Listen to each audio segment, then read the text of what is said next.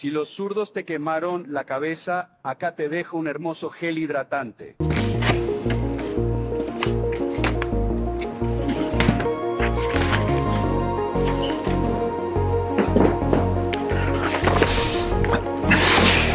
Bueno, bienvenidos a La Otra Cara del Peronismo. Hoy te voy a levantar esta alfombra, mirá.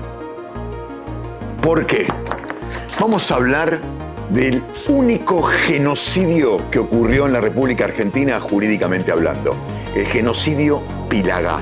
Y hoy te voy a mostrar los 3 fallos judiciales que narran la certificación de hechos, es decir, lo que te voy a contar es inapelable, no puede ser discutido, fue tal cual lo cuenta la justicia. Mirá, esta provincia que está acá pasó todo. Y te lo voy a contar de una manera que te va a quedar para siempre cómo fueron los acontecimientos. Gobernaron 40 años mostrándole una cara a la sociedad que no era la real. Por eso vamos a mostrarte la otra cara del peronismo. Vamos a levantar la alfombra para que veas la mugre. En la provincia de Formosa había un tipo que en realidad se llamaba de apellido Córdoba, Luciano Córdoba, pero se hacía pasar, porque quizás lo era, no lo sabemos, por curandero. Su nombre era Tonkiet, al menos era el nombre que él usaba para atender a la gente enferma. Pues bien, ¿qué pasó? Ese tipo fue a un lugar llamado La Bomba, que queda en Formosa, a atender a gente enferma, preferentemente gente de comunidades indígenas. Y acá aparecen los Pilagás. Había una vez una comunidad aborigen que se llamaba los Pilagás. ¿Y por qué digo había una vez? Porque Perón mandó a exterminar a casi todos. Y hoy te voy a contar cómo fueron los hechos. Vení con la cámara para arriba ahora sí. Acá estaba, en la localidad de La Bomba, que queda en Formosa, el famoso curandero Tonkiet, también llamado Luciano Córdoba por aquellos que lo conocían de verdad. La cuestión es que empezó a atender a los aborígenes que iban a visitarlo. La mayoría eran de la comunidad Pilagá. Empezaron a caer un par, cayeron más, cayeron más, cayeron más. En un momento empezó a verse colapsado, no solamente él, sino la localidad de La Bomba, porque nunca habían visto a tantos aborígenes juntos que iban a ver un curandero para que le resolviera los problemas que tenían. ¿Qué empezó a pasar? Era muchísima la gente que se había juntado en la localidad de La Bomba, que estaba buscando justamente que alguien los atendiera porque tenían problemas de salud, problemas laborales. Y era un gobierno peronista que se supone que iza la bandera de los derechos del trabajador y de la salud pública. Bueno, ellos no la tenían. Por otro lado, como eran tantos los que querían ser atendidos por el curandero, y no iban a estar un día, iban a estar varios días. Varios días que se transformaron en semanas, y ahí donde empezó la verdadera preocupación del gobierno nacional. ¿Por qué? Porque por la noche cantaban, deambulaban por el pueblo buscando comida, porque tampoco tenían para comer. Y Juan Domingo Perón, que era el número 1, el que decidía todo, como vio que además los aborígenes no tenían comida, decidió mandarles un tren. Claro, en principio parece, qué buen tipo, les está mandando comida. Y acá sucedió algo de lo más extraño, porque la comida que terminó llegando les cayó muy mal a los aborígenes. Y es algo que aparece en el expediente. Y las causas, bueno, te las voy a contar. Imagínate esto. Este tren que tienen delante de ustedes fue el que les llegó a los Pilagá.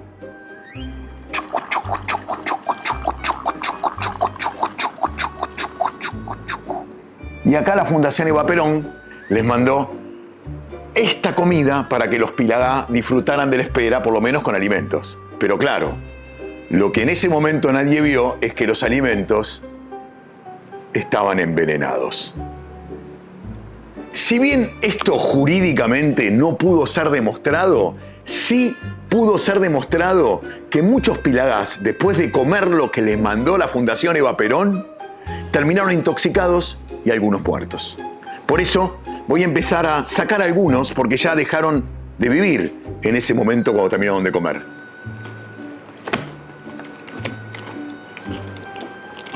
A partir de ahí, los aborígenes se pusieron muy cabreros porque se dieron cuenta de que les habían tendido una trampa y decidieron protestar con más gritos. Ahí el gobierno se ve superado. ¿Qué hace? Le manda a la gendarmería.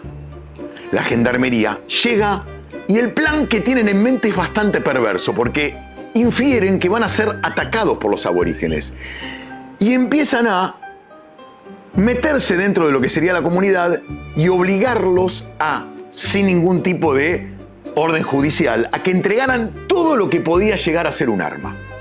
Porque el plan, ¿saben cuál era? Matarlos desarmados. Pero esto que te estoy contando, ahora te lo voy a certificar con lo que dice el fallo judicial, que vino a calificar al hecho, después de 3 instancias, como un genocidio. Expediente 21000173/2006. Federación de Comunidades Indígenas del Pueblo Pilagá contra el Poder Ejecutivo Nacional. Presentados los recurrentes, interponen acción de conocimiento por resarcimiento civil a consecuencia de la violación de derechos humanos por los crímenes de lesa humanidad contra el Estado Nacional, Poder Ejecutivo Nacional. Quiero recordarte que el Poder Ejecutivo es unipersonal y responsabilidad de quien lo preside, en este caso, Juan Domingo Perón. Perpetrados por y a través de material y personal perteneciente al Estado Nacional, Gendarmería Nacional, es decir, fuerzas de seguridad nacionales y civiles, acaecido entre el 10 y 30 de octubre de 1947, del que fueron víctimas integrantes del pueblo indígena del pueblo Pilagá, en paraje Rincón Bomba. Entonces, territorio nacional de Formosa, genocidio conocido históricamente como la masacre de Rincón Bomba. Y ahora te voy a contar algo que es impresionante. Los hechos tal cual te los contó la justicia. Y esto sí, como te dije al principio, es inapelable. El oficial de Gendarmería, Bagardi, que fue el que reprimió, expresó que la cantidad que había, escuchate esto porque es increíble, el que estaba a cargo de la represión pero que recibía órdenes del Ministerio del Interior, tal cual quedó asentado en el expediente judicial, dice que la cantidad de pilagás que había era entre 7.000 y 8.000 y que prácticamente mataron a todos, porque justamente es un genocidio y eso vino a demostrar que si esto se trató de un genocidio, prácticamente no tenía que haber quedado ninguno vivo y fue lo que en definitiva demostró la justicia. La comunidad aborigen quedó diezmada, ni el 10% sobrevivió, es decir que mataron entre 7.000 y 8.000.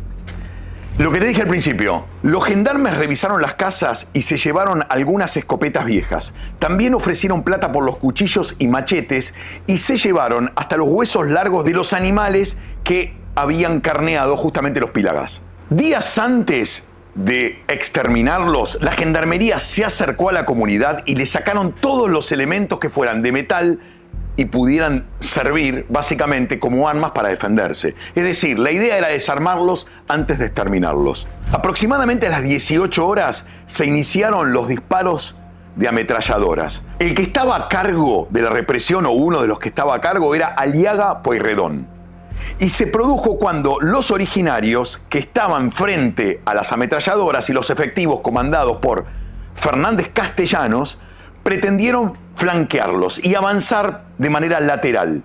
Escondido en el monte estaba Aliaga Pueyrredón, que inició el fuego sobre la población civil, incluyendo mujeres y niños. Como a las 6 o 7 de la tarde vinieron los milicos hasta donde estábamos y comenzaron a disparar, dice uno de los testigos.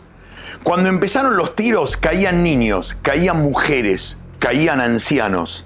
A una mujer la balearon acá, a un hombre acá en la rodilla. Todos gritaban, las mujeres, los niños.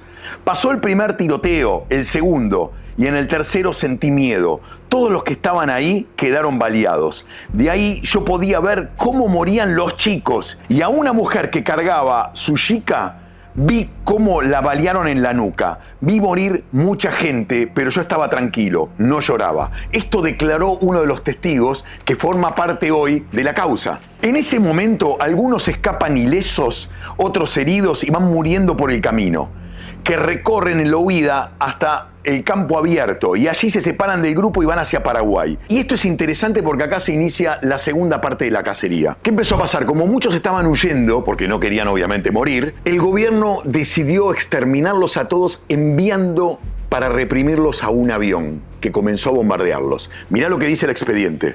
El uso de la aviación para la represión del pueblo Pilagá es también un dato fáctico probado, que patentiza nuevamente la desproporción en la actuación del Estado. El avión partió el día 23 de octubre del año 1947 a las 12:43 horas y salió de El Palomar con destino a Formosa. El avión permaneció una semana en el territorio. Y no solo eso, desde ahí les tiraban bombas y los ametrallaban. Arriba en el cielo, protegido por las alturas, un grupo de hombres uniformados y armados con una ametralladora Colt calibre 7.65 milímetros capaz de disparar 600 tiros por minuto, se enfrentan contra ciudadanos civiles desarmados, hambreados, con sed, con las ropas desgarradas, cargando sus enseres y huyendo con sus niños y ancianos a cuestas, los cuales deben abandonar a su suerte en el monte para intentar salvar sus propias vidas. Es decir, había un avión que desde arriba les tiraba con todo y no les importaba si había niños, mujeres o ancianos, y tampoco les importaba que los tipos no tuvieran ninguna forma de defenderse. Otra cosa que hicieron en la medida en que los iban exterminando es prenderlo fuego. Mirá lo que dice el fallo judicial. El fuego como elemento encubridor de los actos también estuvo presente en el exterminio. Estando allí, alguien observaba cómo de muchos lugares salían humo y de ahí empezaron a darse cuenta que lo que estaban haciendo era borrar las pruebas. Además, nunca se encontró a nadie de los familiares ni amigos del lugar donde se producía la matanza. ¿Por qué? Porque los quemaban, los carbonizaban para no dejar ninguna prueba. Es por eso que hubo en esta masacre tantos desaparecidos. Dice el fallo, este desalojo se concretó el día 10 de octubre de 1947, aproximadamente a las 18 horas. Ahí empezó la cacería, que obviamente duró varios días. Y constituyó esto un acto de extrema violencia que fue realizado sin razón alguna que lo justificara, y esta es la clave, es decir, sin que mediara ataque alguno por parte de los pobladores originarios, que ya estaban desarmados además, que justificara el uso de la violencia estatal. El uso de la violencia fue extremo, habiéndose ametrallado y disparado a una población civil desarmada, causando un número de víctimas directas que debió ser necesariamente alto, y que, de acuerdo a los que reprimían, eran entre 7.000 y 8.000. Y también, de acuerdo a los que reprimían, prácticamente no quedó ninguno. A continuación, y de manera aún más inexplicable, se produjeron un conjunto de actos de persecución y matanza indiscriminada de la población indígena en fuga, que constituye un plan sistemático y organizado de ataque a la población civil, que incluye el uso de violencia extrema, asesinatos múltiples, privación ilegítima e injustificable de la libertad, sometimiento a condiciones inhumanas y un caso documentado de violación realizado por un alto oficial de gendarmería que se violó a una nena de 12 años. Por eso, y acá viene lo más interesante, es que el juez que tiene a cargo el caso en primera instancia, y es el juez Fernando Carvajal, determina que hace lugar a la demanda promovida por la Federación de Comunidades Indígenas de Pueblo Pilagá, declarando que los hechos sucedidos en La Bomba, Las Lomitas,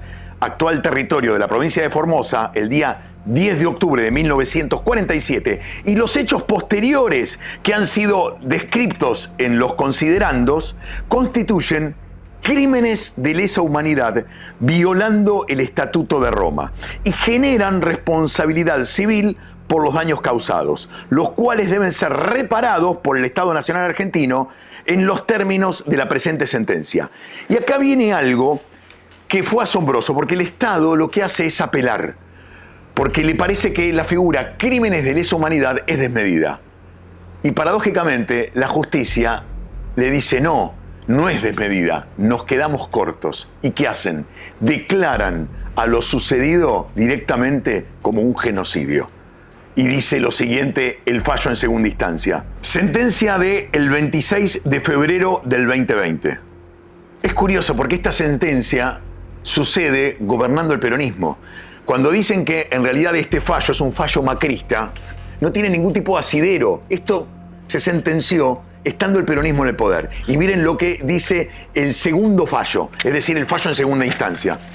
Los hechos que tuvieron lugar el 10 de octubre de 1947 constituyeron un genocidio contra la etnia pílaga, es decir, agrava la condena. Y en tercera instancia hace exactamente lo mismo, esto ya es un 11 de agosto del 2020, durante un gobierno peronista, y le prohíbe al Estado cualquier forma de apelación. Los mitos que se instalaron en su momento fueron los siguientes. Se dijo que en realidad la Gendarmería había actuado por sí sola. Pues bien, el fallo viene a demostrar que las órdenes venían del Ministerio del Interior. Y les voy a leer el párrafo preciso donde se señala esto. La responsabilidad civil del Estado por los actos cumplidos por los funcionarios no es un tema que genere mayor controversia. Y en el caso se haya acreditado que los actos realizados por los funcionarios fueron decisiones institucionales tomadas al más alto nivel de decisión, tal como resulta acreditado con grado de certeza por los informes entre la Gendarmería a nivel su director nacional, reportándose en forma directa al Ministerio del Interior. La intervención de la Fuerza Aérea que envió un avión luego artillado para ser parte de los actos de represión posterior al 10 de octubre, demuestra el alto nivel de decisión que se haya involucrado a nivel estatal. Es decir, las órdenes venían del Poder Ejecutivo, por eso la demanda es contra el Poder Ejecutivo, que es unipersonal. Y aunque no se lo mencione, es responsabilidad de quien lo preside. Y la justicia determinó que se trató de un genocidio. Ergo, quien pasa a ser un genocida es quien dio la orden de exterminio. Y el que dio la orden de exterminio fue el general Juan Domingo Perón. Y es lo que viene a revelar el fallo. Esto se hizo con una orden que vino de muy arriba, del Ministerio del Interior, y eso pertenece al Poder Ejecutivo. Y es imposible pensar que un ministro del Interior tome decisiones sin consultar al presidente. Por eso, el único hasta ahora presidente jurídicamente hablando que ejecutó un genocidio en Argentina fue Juan Domingo Perón. No hay otro genocidio jurídicamente hablando. En algún momento los mismos peronistas salieron a, ¿cómo decirlo?, a tratar de dar vuelta a la situación y decir que solamente esto fue responsabilidad de Gendarmería. Bueno, el fallo judicial viene a contar exactamente lo contrario. La Gendarmería todo el tiempo se reportó al Poder Ejecutivo y recibió las órdenes del Poder Ejecutivo. Con lo cual es falso que la Gendarmería actuó por sí misma. Otro de los mitos que había circulado en aquel entonces era que la Gendarmería había recibido órdenes de un empresario muy conocido en aquel entonces que se llamaba Patrón Costas. Bueno, Patrón Costas nunca aparece mencionado en la causa. Es decir, la justicia nunca se tomó en serio eso, más allá del mito que instaló el peronismo. Y por otro lado, vamos a suponer que es cierto que Patrón Costas le dio la orden a la Gendarmería de que reprimiera. ¿Qué hubiera pasado al otro día después de la represión? El mismo Perón hubiera mandado, no te digo a fusilar, pero sí encarcelar a Patrón Costas y hubiera descabezado a la Gendarmería. Sin embargo, nada de eso pasó. Y nada de eso pasó, ¿saben por qué? Porque la orden la dio Perón. Por eso Perón fue y es hasta ahora el primer genocida jurídicamente hablando de la historia argentina.